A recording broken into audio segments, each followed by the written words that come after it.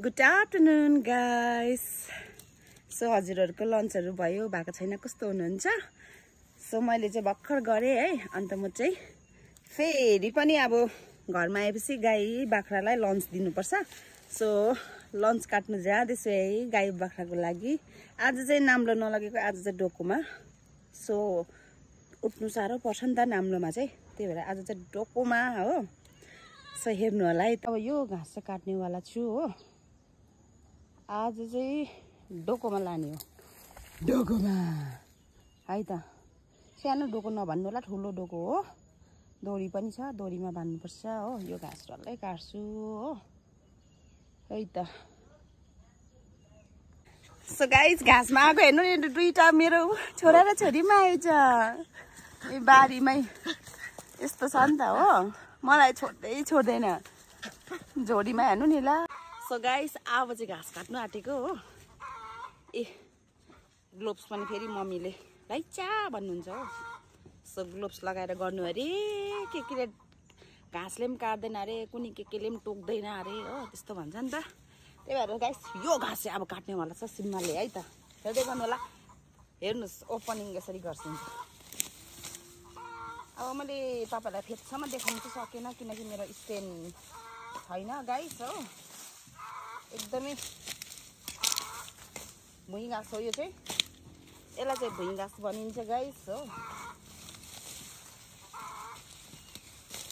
So काटेको video पनि मैले बनाएको थिइनँ नि त, त्यही भएर तपाईँहरूको लागि यसरी काट्छ भनेर चाहिँ देखाउनुको लागि चाहिँ गरेको भन्नु पर्ला होइन। देखाउनुको लागि चाहिँ गरेको होइन। अब घाँस कसरी काट्दछ सिम्माले भनेर याद होस् भनेर। देख्नु हुँदैछ होला, यस्तो घाँस चाहिँ यसरी काटिन्छ छ्याक पारेर है त। सिम्माको घाँसबाट देख्नुभयो के गर्नु ल, जिन्दगानी यस्तै हो है। जिन्दगानी दर्पण छाया भनेको जस्तो यसरी काट्छ है सिम्माले चाहिँ गाइस घाँस चाहिँ। अनि तपाईँहरूलाई म एउटा कुरा देखाउँछु है त। स्ट्यान्ड हेर्नुहोस् ल, मेरो स्ट्यान्ड अर्ग्यानिक स्ट्यान्ड, सिम्माको अर्ग्यानिक स्ट्यान्ड हेरिहाल्नुहोस्। फोन कहाँ राखेर भिडियो बनाउँदो रहेछु मैले, देख्नुभयो कसरी बनाउँछ। अर्काले बनाइदिएको होला भन्छ होला कि, तर सिम्माले चाहिँ आफै बनाउँछ है भिडियो चाहिँ। हेर्नुहोस् है स्ट्यान्ड, अर्ग्यानिक स्ट्यान्ड।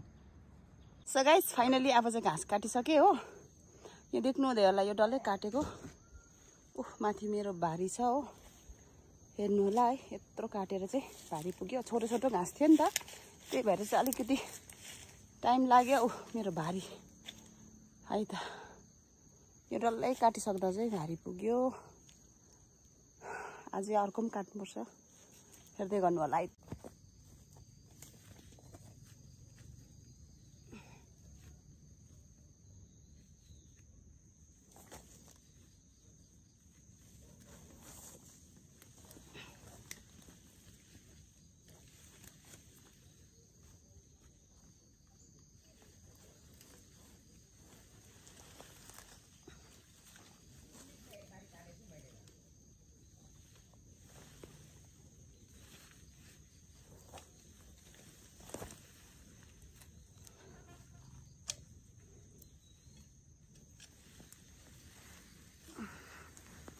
घाँस चाहिँ यति भएछ हो, फेरि अर्को ल्याउनु जानु छ। एक भारी चाहिँ पुऱ्याएर आयो हो, अब अर्को भारी लानु छ। अर्को चाहिँ डोको लगेन नाम्लोमा है त। हेर्नु होला गाइस, फेरि पनि अर्को भारी लिएर जाँदैछु। यो चाहिँ नाम्लोमा हो। उठेको भिडियो त बनाउनु बिर्सेछु यादै हुँदैन नि त, बिर्सेछु गाइस। देखाउँ भनेको त के छैन, हरेक चिज देखाउनै पर्छ भन्ने छैन नि त होइन र है त। पुगेर देखाउँछु है। अहिलेको घाँसको भारी चाहिँ यो यस्तो हुन्छ घाँस चाहिँ, कालीझार।